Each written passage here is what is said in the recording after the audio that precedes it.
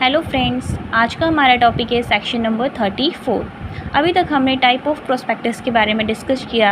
अब हम देखेंगे criminal liability in respect of miss statement in prospectus.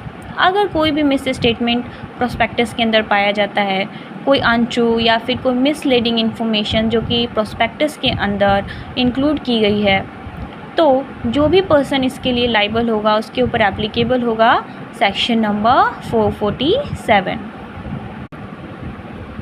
इसका एक प्रोवाइज़ो भी है, nothing in this section shall apply to a person if he proves that such statement or omission was immaterial.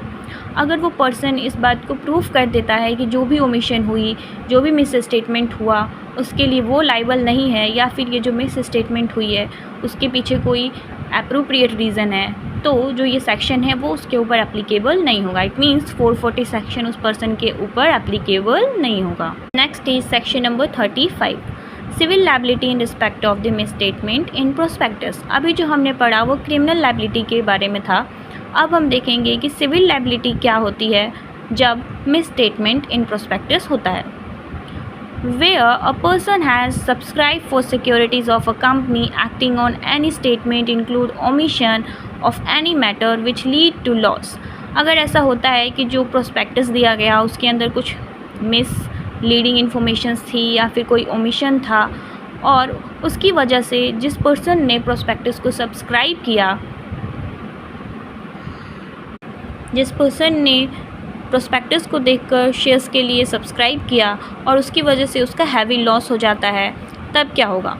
Every person and company who, जो company इसके लिए liable है या फिर कोई पर्सन अगर इसके लिए लाइबल है, जैसे कि director, authorise as a director, promoter of the company, experts, ये सारे ही पर्सन जो है वो लाइबल होंगे, बट उनके ऊपर क्रिमिनल लायबिलिटी नहीं आएगी, सिविल लायबिलिटी आएगी। इसका सेकेंड सेक्शन क्या बोलता है, no person shall be liable under section 1।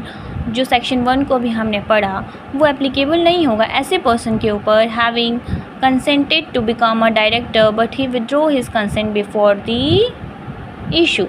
अगर जो भी पर्सन है, डायरेक्टर है, एक्सपर्ट है या फिर असिस्टेंट डायरेक्टर है, अगर वो इस बात को प्रूव कर देता है कि जब भी ये मिस स्टेटमेंट प्रोस्पेक्टस के अंदर दी गई उस टाइम पे वो अपना कंसेंट जो है उसने विड्रॉ कर लिया था एज अ डायरेक्टर, या फिर prospectus issue without his knowledge, या तो फिर डायरेक्टर को या फिर जो भी एक्सपर्ट है उसको पता ही नहीं था कि प्रोस्पेक्टस में कोई मिसलीडिंग इन्फॉर्मेशन जो है वो लिखी जा रही है,